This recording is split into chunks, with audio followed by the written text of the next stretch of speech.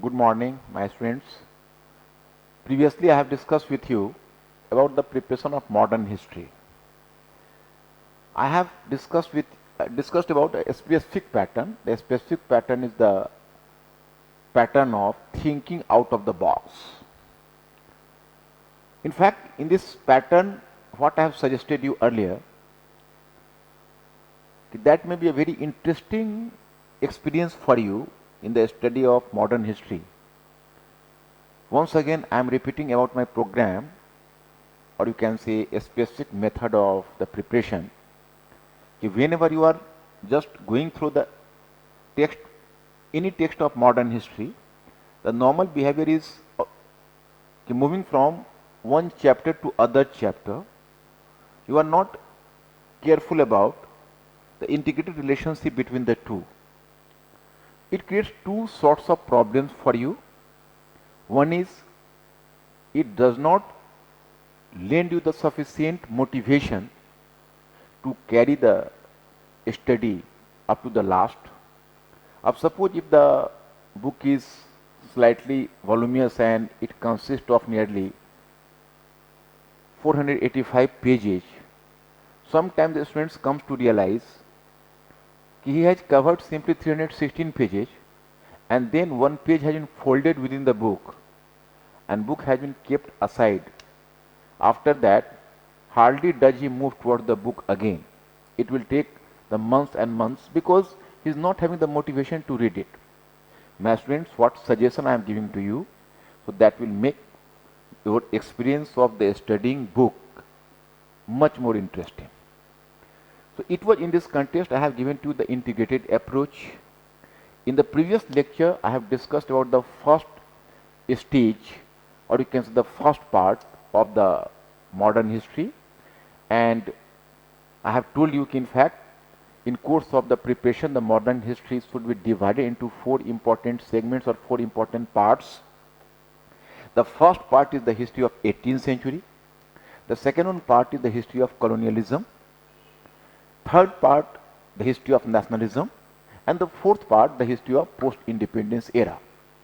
In the previous lecture, I have discussed with you the first one part, the history of 18th century, which has been subdivided for the sake of your convenience into two subparts. The disintegration of Mughal Empire, the first subpart, and the foundation of the British rule in the second one subpart. And in previous lecture, I have just done the work up to the Battle of Plassey and that of Buxar, and the transfer of Diwani of Bengal to the British. In this lecture, I have to discuss with you the first subpart of the part colonialism. Colonialism is having the three subparts. Firstly, I have to make you clear what is the definition of colonialism. In fact, colonialism is basically an economic relation, but it was going to affect political, social and cultural structure as well. Here, my point is that whenever some metropolitan state or mother state, metropolitan state or the mother state is the name given to the colonizer country, and colony is already which has been colonized. So once the metropolitan state just builds a colony, creates a colony, so its basic motive is economic motive. And whatever you know as the political policy, administrative policy, social policy and cultural policy, so that is simply the byproduct of the economic policy. It is not having the independent existence. That's why whenever some colonizer is making the claim we have modernized this and that country, we are having the serious reservation against such a statement. Because whatever reforms are being brought in a colony or whatever policies are being adopted and enacted, so they were basically guided by the economic interest. So whatever claim is made by the metropolitan state, so this claim is simply farce, because it is not inclined to bring any reforms from the perspective of a colony, rather from the perspective of the interest of the metropolitan state. Up now we are talking about the economic interest. So even the economic interest is not static or the single one. Rather, through the changing time and situation, even the interest is changing its nature. So it is on this basis we should divide the stage of colonialism in three subparts as well. The first subpart is the mercantile phase of colonialism. The second one subpart is the industrial phase of colonialism, and the third one subpart is the financial phase of colonialism. And all the three parts covers almost the whole of modern history till the 1947. In the first subpart, the mercantile phase covers a time period between 1765, means ki after the Battle of Buxar and the Treaty of Allahabad, till 1813. And it is from 1813 the second one phase starts. We come to characterize it as the industrial phase.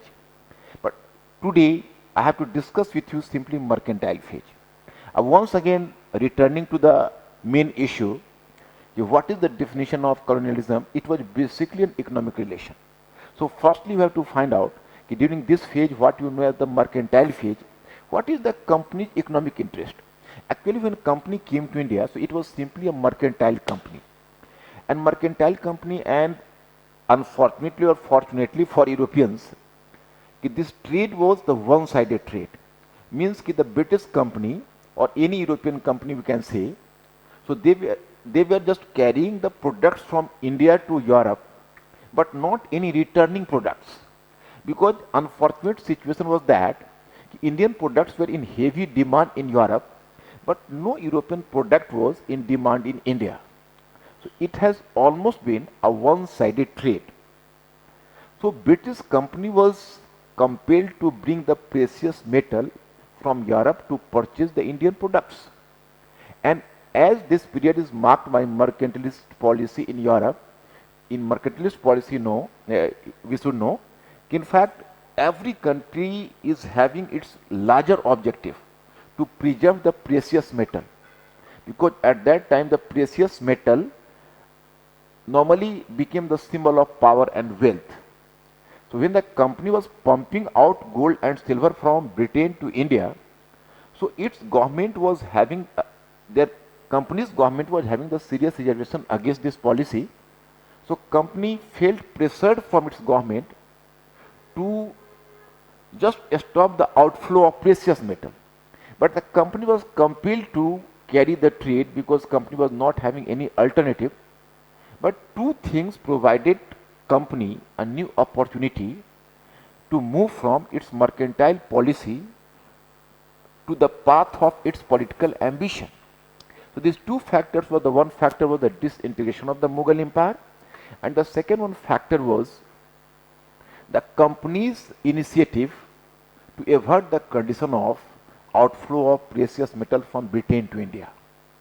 So company right from the time, company started to think over the option, why not mobilize the resources from India itself, and with the support of the resources the Indian products might have been purchased. So this led towards the company's political ambition. The first manifestation of such ambition was the Carnatic War, which I have discussed with you previously. And in this war, the company could consolidate its position in Karnataka, and then company just moved towards Bengal. So Battle of Plassey and Battle of Buxar we have discussed with you earlier. And after that, the Treaty of Allahabad was enacted, and that was concluded. And Mughal Emperor Shah Alam formally provided the British company the Diwani of Bengal. So British company was, it was the de facto ruler of Bengal, and now it became the de jure Diwan, means now it was the collector of revenue in Bengal. Now it started to collect the revenue from Bengal, and a substantial part of the revenue was being spent over the purchase of Indian products. So there appeared the unique situation, which later was identified with the scholars like Dadabhai Naoroji and R.C. Dutt, the origin of the phenomenon of drain of wealth. Because earlier, if company was just, you can say, carrying the Indian products from India to Europe, so at least the India was receiving precious metal. But now the situation has completely been altered, and now the company could purchase the Indian products with Indian resources themselves. So whatever outflow of resources from India was going towards Britain, so India was receiving practically no money against that. So it was the unique phenomena, and that's why it was called the drain of wealth. It was the origin of drain of wealth from here. My point is that we have to explain the different companies policy in India. So once again we are returning to the definition that the colonialism is basically an economic relation. So firstly we have to specify what was the company's economic objective during this phase, and how did this policy affect the company's political policy, administrative policy, social policy and cultural policy. So that is our target. अब here just keep in your mind कि as the company's objective was to purchase Indian products from Indian resources or Indian money. So objective of the British company was maximization of collection of revenue in Bengal, so that a substantial part of the revenue could have been spent over the trade. So if there should be the more and more expense over the trade from the revenue, so simply the collection of revenue would not suffice the need. Rather you can say, apart from the collection of revenue, the company was supposed to preserve or to save the money as much as possible. So company adopted a unique policy. We have not to increase our burden or responsibility in India. Rather we have to perform the limited responsibility so that we should save as much and as larger quantity of money as much possible. So companies, this attitude is going to affect its political policy, administrative policy, social policy and cultural policy. So that is remarkable. Here you find we can, for the sake of your convenience, we can draw a diagram. First you write colonialism, then mercantile phase, time period 1765 to 1813, then objective. In objective you can write here the maximization of revenue, so that a major part of the revenue could have been spent in the trade and commerce, and then you can draw one line political policy. In political policy, that is popularly known as the policy of ring fence. What is the policy of ring fence? Policy of ring fence means company was inclined to carry less number of wars and less, you can say, less number of annexations of Indian states. Means ki company try to just limit its responsibility, and if it has to limit its responsibility, so one need was to put a check over the wars as much as possible and to avoid the situation of annexation as much as possible. But here we have to be careful. It does not mean that the company didn't fight war or didn't annex the region. That is absolutely wrong. Company did it, but company did it under mercantile compulsion. But the basic or broad company's objective as well as policy was to avoid the situation of war and annexation as much as possible. And this policy is known as the policy of ring fence, although we can take Lord Wellesley as an exception.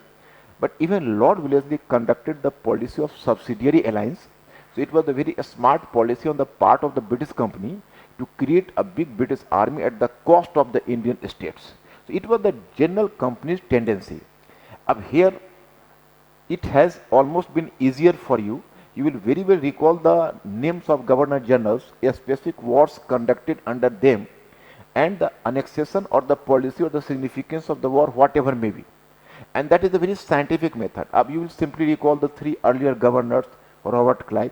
No war took place during his phase, because here he will simply talk about political policy. Then Verlest, then Cartier. At the time of Verlest, one war, that was the first Anglo-Mysore war, we have to mention it and about the significance and the situation. And then we are moving towards the first Governor General Warren Hastings. After Warren Hastings, there came the era of Cornwallis. Then after Cornwallis, John Shore. After John Shore, Lord Wellesley, and after Lord Wellesley, Earl of Minto. Here we will mention the names of Governor Generals, and under which Governor General which specific war has taken place. So that is important for us, and it was in course of the study of the war, it is better for us to study about the significance or the background of the war itself, because whatever question in optional paper you can expect the question from this side as well. Sometime casually they can ask you the question. For example, in 2003 in UPSC there was a question, the Treaty of Salwai was neither honorable nor useful for the British company. Comment. So far you are not having the knowledge of the background of the first Anglo-Maratha war, Treaty of Salwai, the Treaty of Purandara, the Treaty of the Battle of Telgaon, the Battle of Vargaon. You cannot do justice to this question. And in this method which I have just imparted you, so under this method you will easily solve the question. You will not find any sort of bottleneck or any sort of difficulty in recalling the things. So in this way, with every Governor General you will just talk about the war and important treaty, that would be over. Then you have to move toward the administrative policy. How will you deal with this administrative policy? Very clear. In fact, during this phase, the British company was not inclined to increase its administrative responsibility. So that's why the British company preferred to maintain the old Mughal structure with very less modification, or certain modifications we can say. And one important thing, during this phase, the company preferred to bring the reforms either in revenue system or in judicial system. But in other system, the company was not interested to bring any major reforms or any specific reforms. You will be a bit surprised why reforms within these two sectors alone. Revenue system was the compulsion before the company, because if company had to maximize the revenue, so it was a major compulsion before the company to carry the certain reforms in the revenue system. And at that time, what you know as the civil justice, so that was deeply associated with the revenue system. So far as you are not making reforms into or bringing reforms into the civil justice, you cannot overhaul the land revenue system. So it was the compulsion before the company. So normally you will find the reforms in the two sectors. You will observe the reforms under Warren Hastings, earlier Clive. So all were under the same broader objective, to maintain the traditional structure with certain modifications. Although at the time of Lord Cornwallis, you will find slightly radical changes, because it was the personal problem with Lord Cornwallis.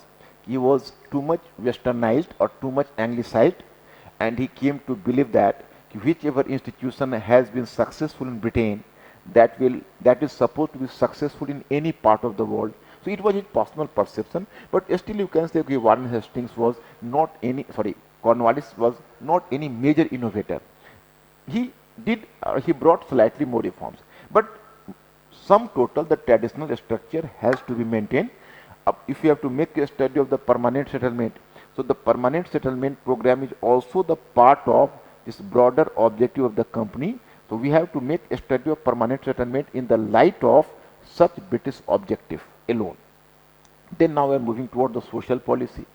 In social policy, you will come to realize that the British company preferred the old social structure. The British company was not much interested in bringing any radical reforms. It is due to the two factors, or you can say mainly the one factor, because there was no use of bringing reforms in social sector. Company were well aware of the fact that its objective was limited, that was the maximization of revenue and to invest in trade. So it was not ready to bear any major pain in this sector, because the company was well aware of the fact that the initiative in social reforms might have antagonized the Indians, traditional Indians, and it was of no use for the company. So that's why at that time the Satis were burnt alive, but the company remained to be a very, neutral or mute spectator. It didn't take any specific measure, or you can say any radical measure to stop it. That will be possible only in 19th century, and even behind that you will find a major British colonial objective, which I will discuss in the next one part. Then last but not the least, you will move towards the cultural policy. You will come to know during this phase the British company adopted a policy towards India, so that is known as Orientalism. Or most of the administrators who work in India, they were known as Orientalists. You may be a bit curious, what is this Orientalism, or who were the Orientalist officers? Actually, Orientalism came to believe Indian structure or Indian model was different from Western model but not inferior to it. Rather, the so-called Orientalist scholars like William Jones, Colebrook, Halhead, Wilkins, all were having the highly praise for Indian past and culture. And they even tried to prove that whatever unique in the history of the world, so one of the unique things is the very rich cultural heritage of the Oriental world. Uh, you may be a bit surprised because even if the British smiled in India, their smile was having some colonial content. So what was the colonial motive behind that? The first thing, as the British company was not interested in bringing any major reforms in India, it was not having the motivation for bringing the reforms. So that's why the British company preferred to praise Indian past and culture so that it should not bear any extra responsibility to bring reforms on Western lines or whatever may be. So that is the one cause. Second one factor was, it was the time Indian products were in heavy demand in Europe. So once you are selling the culture, you are selling the products as well. Because the culture is always working at the advance guard for your market. So it was the one of the regions, even today you can find USA or many other countries, they are just trying to spread their own culture or they are adopting the soft diplomacy for that factor. So the same was happening at that time. At that time the British company was interested in carrying Indian products to Europe.